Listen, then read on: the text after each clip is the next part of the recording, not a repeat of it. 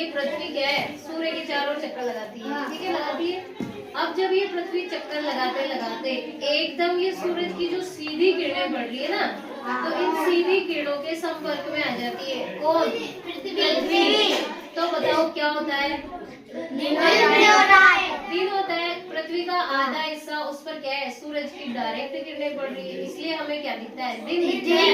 और इसके ये पीछे वाला हिस्सा देखो, ये वाला यहाँ पर क्या हो रही है, डायरेक्ट सूरज की किरणें नहीं पड़ रही ना, डायरेक्ट नहीं पड़ रही, मतलब छाया वाला भाग बन गया, बन रहा है ना छाया वाला भाग।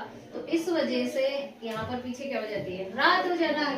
और ये डायरेक्ट जो किरणें पड़ती है ना, वो नॉर्थ में 23.27 डिग्री अक्षांश रेखाओं पर पड़ती है। तो ये देख लो, पृथ्वी का एक दिन यानी घूर्णन, घूर्णन का मतलब होता है चक्र, घूमना, गोल गोल घूमना।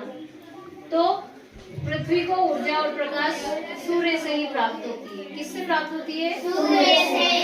अपने अक्ष पर घूर्णन करती पृथ्वी का आधा भाग सूर्य के प्रकाश में रहता है, यही आधा भाग, और दूसरा भाग अंधेरे में, इस प्रकार दूसरा भाग अंधेरे में रहता है, ठीक है।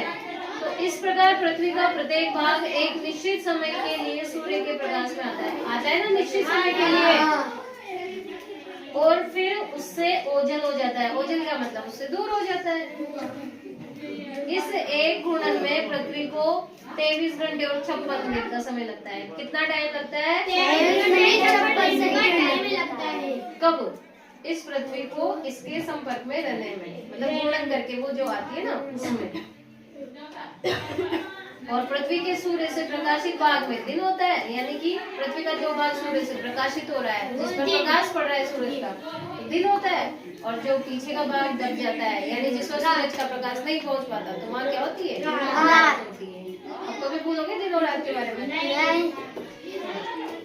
तो ये बना लो।